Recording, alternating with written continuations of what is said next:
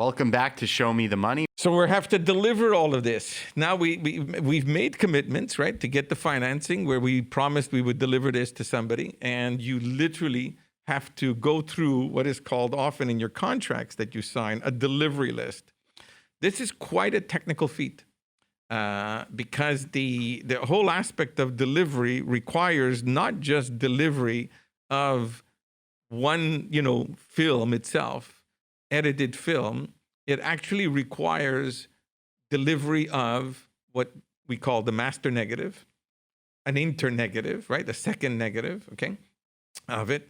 And each of what you're delivering to someone has a series of tracks, which if you're delivering to, let's say, a German distributor, that track has to match what they want and their technical requirements in Germany. And on television, for instance, in the United States, you have what is called NTSC, okay, which is a format, a National Television Standards format. And in Europe, you have PAL, P-A-L. And PAL and NTSC actually have different frames per second. So if you're delivering a 90-minute film, your film may be 90 minutes in Europe, but it could be 89 minutes here or 87 minutes in the United States, just because of those changes in the frames per second itself.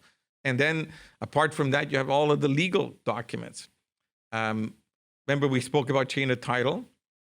We spoke about a country of origin, certificates. There's all these components when you are delivering that film require that you, throughout your process, starting from the time you developed the film to the time you finished it, have to keep copies and track of all of it and then deliver it so that somebody who was buying this film or licensing this film would pay you the money that they would. Exactly. And I think there's two things here, right? One is this is not a simple feat, right? It's not showing up and saying, here you go. Yeah. There are entire jobs at studios or producers hire people. Production companies have post-production departments where individuals actually have it as their jobs to coordinate and ensure that delivery occurs. So this is not a simple feat. You need to be and you have quality meticulous. control. You've got to be technically correct, color correctness, and there are people who are actually verifying the technical quality of what you're delivering. Yeah, and the other thing which you touched on very briefly there is, well, why is this important? First of all, this is how your movie gets seen. It can't get seen before it's delivered. But it's also what triggers payment going back to the film producer in most cases, right? Because as we discussed, under these distribution contracts, pre-sales, for example, a small amount is paid upon signature of the contract before your movie is produced. But the majority of that minimum guarantee, your pre-sales fee, if you want to call it that, is payable upon delivery. So you need to deliver, and you need to deliver properly, comprehensively, and correctly. And one of the things we've experienced in this whole concept of delivery with financial institutions is that the financial institution doesn't want to run risks, right? So it ends up having a completion guarantor or a completion bond company issue a completion guarantee to them. And in the completion guarantee, the completion guarantor undertakes to either deliver the film, right, or pay off the financier, right? In the delivery clauses of the completion bond, what that bonder will negotiate is if you're the distributor and you're going to be being delivered this film, I'm the bond and I'm going to deliver it to you if I have to step in. I want to have a clear procedure of how you're going to accept it, technically accept it. And if you have a problem with it, you've got to tell me right away so that I the bonder, can correct it. So you've got this whole clauses of delivery, objections, and if there's a problem, I could go to arbitration, so that all this process of delivery, which seems to occur, innocuously maybe to certain people, is a very complicated process to actually trigger the payment and the actual, call it completion of your undertaking that you have of your contract. Exactly. So Now we've delivered. How does the exactly? I think I need some wine now that I've delivered. But now it's delivered.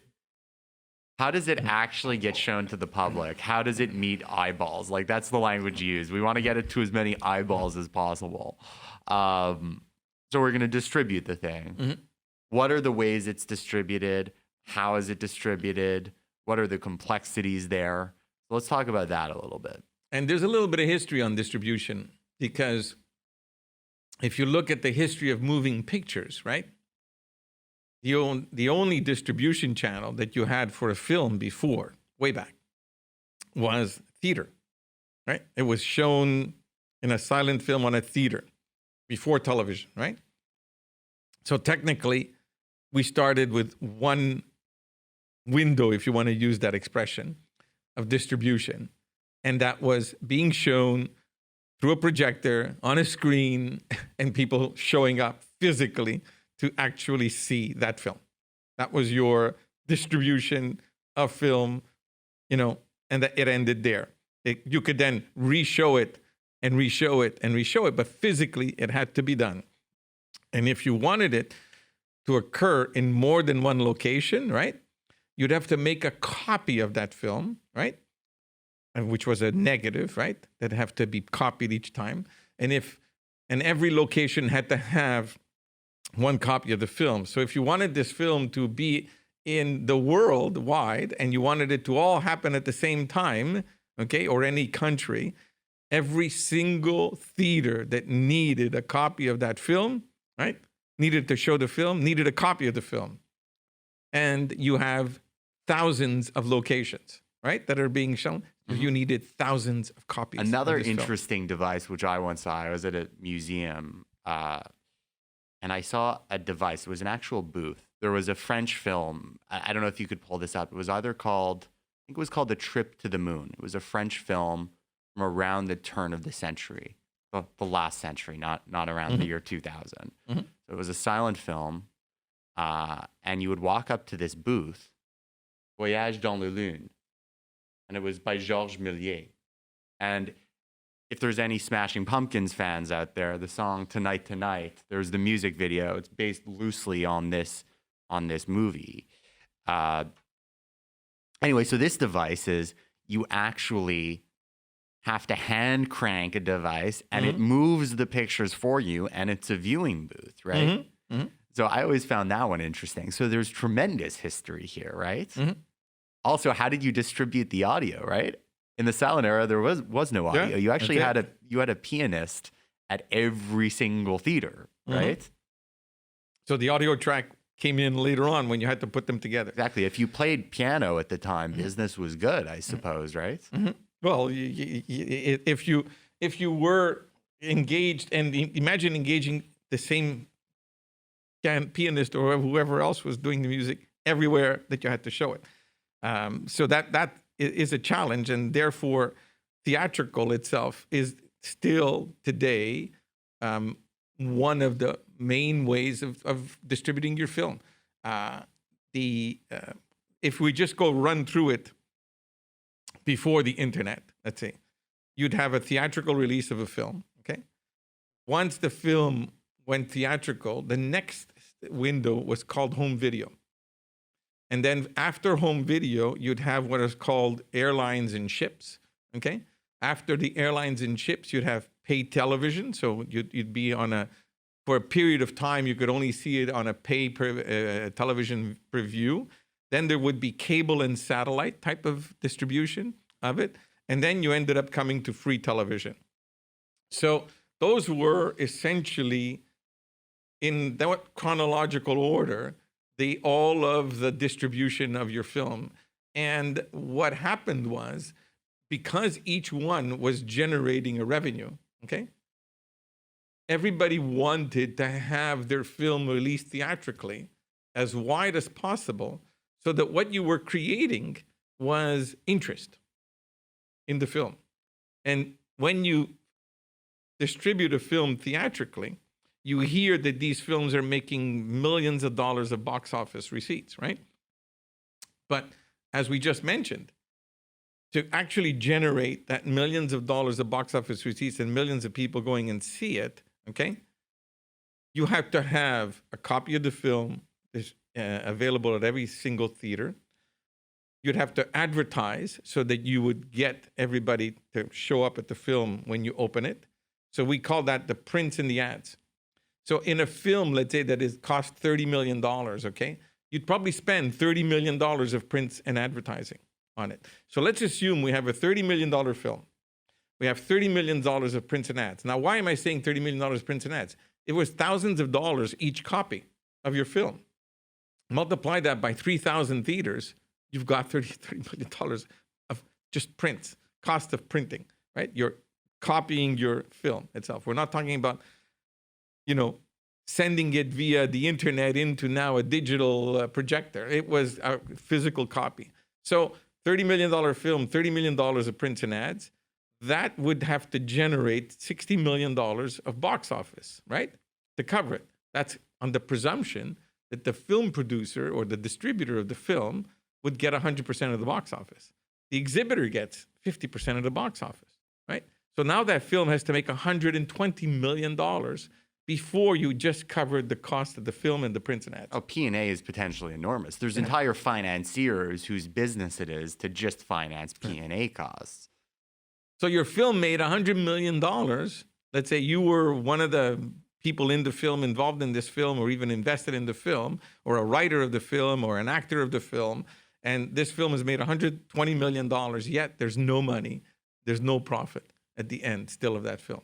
So on theatrical, that's why when you saw that you wanted to get that theatrical distribution out there and make it happen, okay, what you were hoping and betting on is that that theatrical distribution created a buzz, okay? And people knew about the film, so that what they would do is they would buy it for their home video, or they would rent it at Blockbuster or some other home video rental place, right?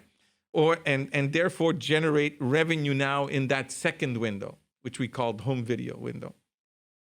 And airlines would buy it, paid television companies would buy it, cable TV companies would buy it. So you are generating now all of a sudden maybe another $100 million of revenue in those other streams. So even though you didn't make money theatrically, by having it theatrically released, it generated those other revenues. And that's where people started making money. And that's why people, they still care about this. How did the movie open? Yeah. What was its opening weekend numbers, right? Because based on that number, you're able to calculate with some degree of certainty, at least, or predict how it's going to perform downstream in the other modes of distribution, let alone theatrically during the entire run of its theatrical run. And it also, once you know what that is, right? And you say to yourself, okay, well, this doesn't make money theatrically. How, if I'm negotiating, let's say I'm an agent for an actor, or I'm an agent for an author or somebody who's contributed in the film, right? And wants to get a share of revenues of this film. All of a sudden, if you realize that your share is based on net profits, right? That means that that film has to actually generate and recover all the cost of all the distribution, right? All of the different people who, the television companies, the airline companies, everybody who is involved in distributing the film has to take their share, right? Then you usually engage sales agents or distributors to do so. They charge a commission to do so, right? Before they're going to pay anybody, the producer, anything, right? So you're negotiating, you're saying, well, wait a minute, if I look at net profits, this will never happen, because even though I make $200 million, given that there's all these people who participate up front at the distribution or exhibition level, by the time it reaches the production or the producer or the author's level, there's very little left.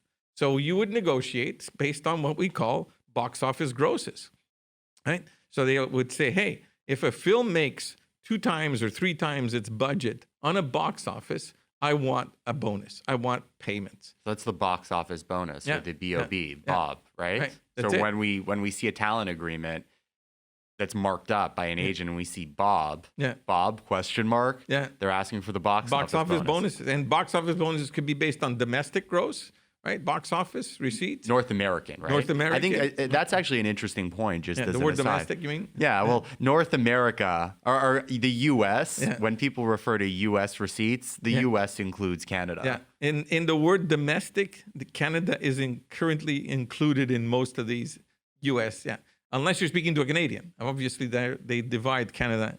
And in fact, if you're speaking to a Canadian, you divide Canada between French Canada and English Canada itself. But in the terms of what they call domestic, when you use the North American domestic box office, you're usually seeing the Canadian box office numbers are included in that. Exactly. Itself, and included in contracts. So that's domestic gross box office types of participation. We have something called adjusted gross receipts participation, AGR, right? Which means that if you're looking to get some money, okay, not net profits at the end, but you're looking to get at least a little bit higher up the scale, you'd have something called adjusted gross receipts. Well, yeah, and I think what you're getting at is there's different ways, and it's probably beyond the scope of this podcast, but there's different ways to define back end, right? Mm-hmm. If I'm an actor and I get 5% of something, what is that something? And there's all these different definitions. Mm-hmm. Some are more advantageous, some are less advantageous. You have net, you have gross, you have AGR, you have MAGR, MAGR, right? Mm-hmm. And that to me is some of the most complex stuff that we deal with when we're negotiating talent stuff, without question. Oh, this whole component of revenue, that's where, let's call it, show me the money, if you want to use that expression again. The show me the money up front and then show me the money down the road is the other part of it. So now we've only touched the old system of what we call, the windows of distribution. Exactly. And I think what's important to get into now is we're in a different world right now, right? Mm-hmm. We're in a world where less people go see movies and people are cutting the cord. And Blockbuster is no longer in business. Right. People aren't renting movies. Very few are probably buying DVDs. Listen, when movie stores closed, Blu-ray. I made a point of buying a ton of DVDs when they were going out of business. It was very sad. I'm sitting with a whole collection of DVDs, and some of them is Blu-ray and some of them is DVD. I still have my VHSs, by the way. But yeah, so that's the world we're living in. Fewer people going to the theaters, right? And also fewer people having, let's say, a cable subscription or a satellite subscription because people are relying more on Netflix or even YouTube. Well, Netflix actually, if I'm not mistaken, started where they would deliver videos to your home. They did, yeah. That was you could subscribe to receiving films at your home. You would receive them physically, watch them, and then send them back. So it was the I don't have to go to Blockbuster model, right? I can just receive them physically. And I think the reason they had to start that way was because the internet bandwidth at the time wasn't able to deliver to you a film, right? Like a 2-hour film that you could watch immediately live itself. So they'd have to start where I'd have to deliver that physically to you. Then the moment that we start getting higher bandwidth, that same model could now be turned into a delivery model that doesn't require physical delivery. It would require just a transmission of the images through the internet. Right. And I think everyone, I'm probably the last kind of age group to have a memory of living without the internet, right? Someone a little bit younger than me will probably not remember not having the internet. But I remember growing up knowing that this day would eventually come, right? I think it was just a question of technology. Access to high-speed internet or widespread access to high-speed internet. And we finally hit that point. And it's revolutionized how we consume content. That could be the subject of an entire 6-hour series on its own. But let's look at the model now. So theatrical is still there. And there's still box offices, right? And if you want to have a social experience and so forth, you'll still pay your amount to watch it on this giant screen and so forth with your friends or others.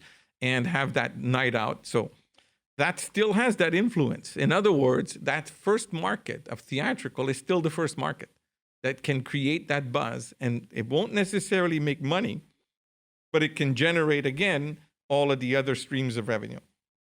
Those streams of revenue right now, you'll still have airlines and chips, right?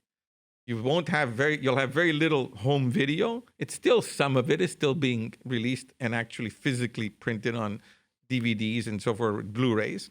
You'll still have some pay TV, right? You'll still have cable TV and so forth, and you'll have television. So those are still there. But what's incurred is this, what we call video on demand, right? So now all of a sudden, I don't have to, stay up till whatever, 11 o'clock or 10 o'clock and watch a movie when it's being shown, or 8 p.m. when it's being shown. I can just watch it whenever I want. So that video on demand now creates another market. I don't have to necessarily even own the film, right? I could just pay to watch the film itself, on demand itself. So this is streaming video on demand, that's VOD. I could sell through, I could actually want to own that picture and want to watch it more than once, okay? So that has created another market. And until recently, that market, okay, wasn't the main market. It was still all of the other ones. But nowadays, all of this market is now overtaking this market. And what's occurred is that market is now on a subscription basis.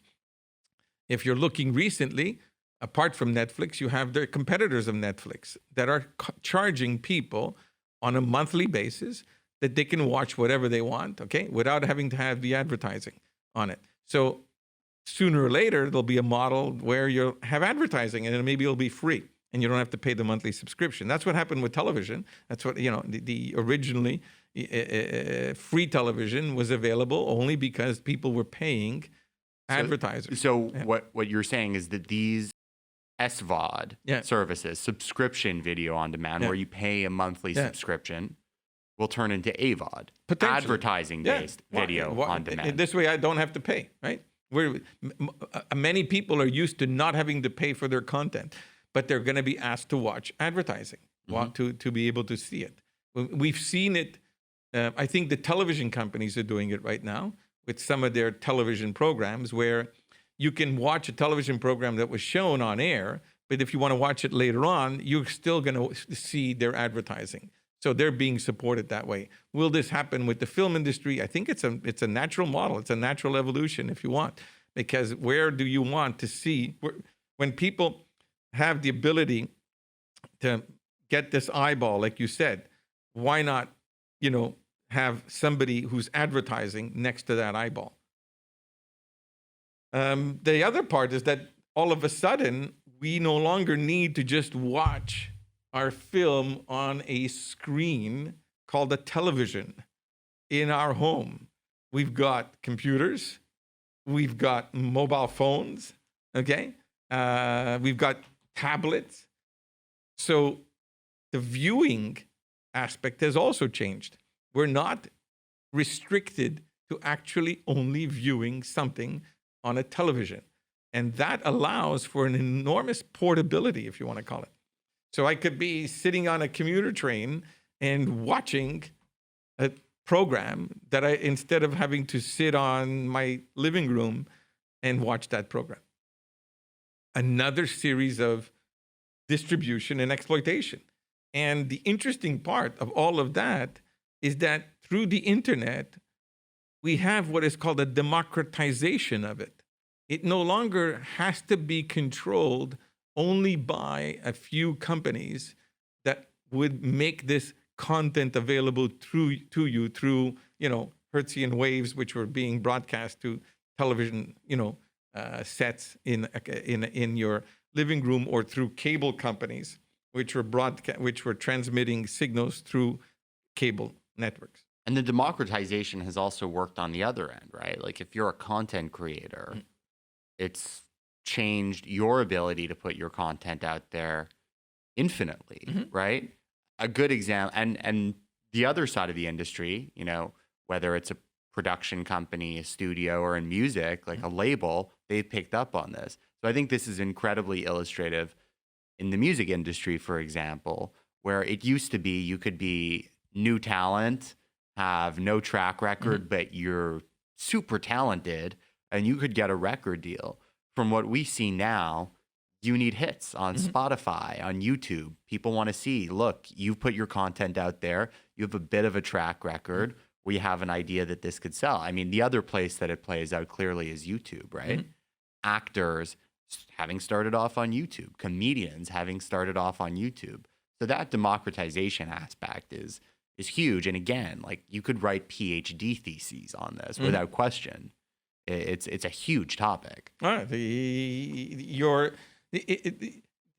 aspect of changing is really what's, when you look at it in the last 20 years, that's really where we've evolved.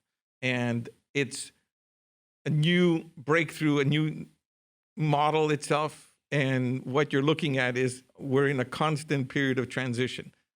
Today, this is where we are.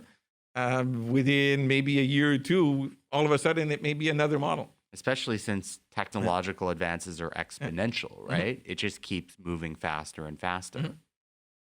There's a blockchain company that came out and basically is permitting people to pre-order or pre-give their views of what film they want to see. So in other words, you're out there today, you're able today, if you're part of this blockchain, network, to say, I would like to see a science fiction movie or something with this type of story, right? Imagine gathering all that data from everybody who has their desires to what they want to see. Now, your film producer can literally produce the film for them that they want to see, that you're matching ahead of time, the audience with what they want to the film producer with what he's going to produce. Today, it's the opposite, right? A film writer writes a story. That story then gets produced into a film, changed to a certain regard, influenced by all these people who put money to finance it because they want to have it commercially available, right? Or commercial films. And yet, when you release it theatrically, it could be a bomb. Nobody wants to watch it. If you reverse that model and you say, hey, I will produce a film that 1 million other people already tell me that they want to see it. That is now potentially coming up only through huge data, right? And blockchain that is going to permit the opposite of what people are doing today. That's where I see something happening. I can see that going forward on it. And I can see that is where, that paradigm shift will happen.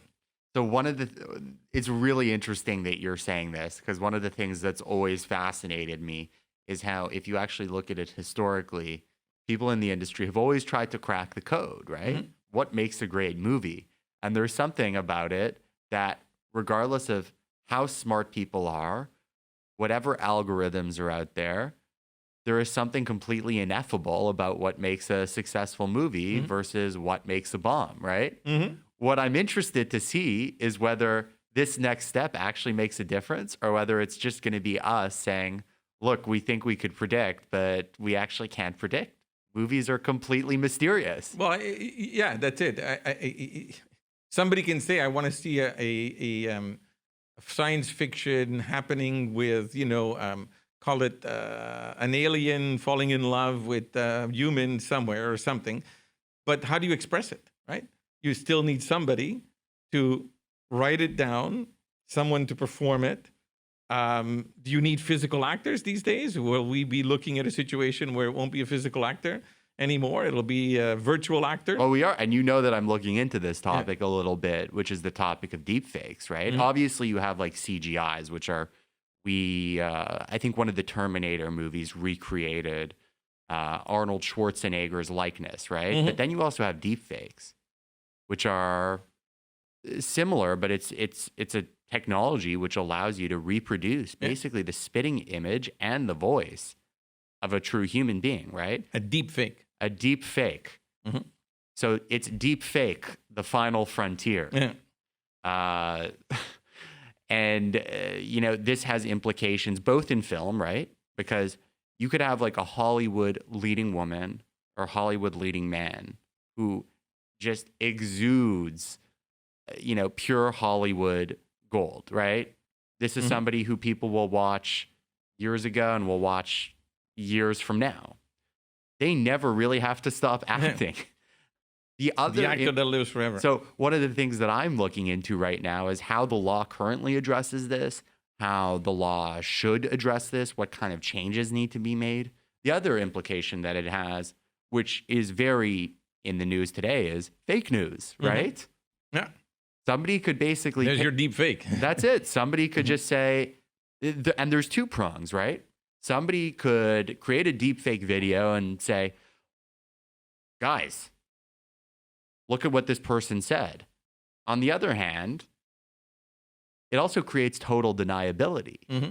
It's really a bit of a catch-22. Oh, you're saying now we don't even know if it's real. And it could be real, and then somebody says it's not real. Yeah, it's a deep fake. But I think it's a fascinating area, and I think it's something that lawyers probably will be looking into more and more in the next year. We've gone into or a two. little bit of a tangent on our distribution, but it's there. It's possible. Yeah. It's getting there. I think the one element still left, and this is, I think, constant. It's been there since, decades, and that's called the ancillary rights, which is merchandising. You can now, when you create a movie, you haven't just created, call it 120 minutes or 100 minutes of film. You've created characters, you've created products, you've created whatever other spin-offs of it, books that come from it, and so forth, television series that come from it.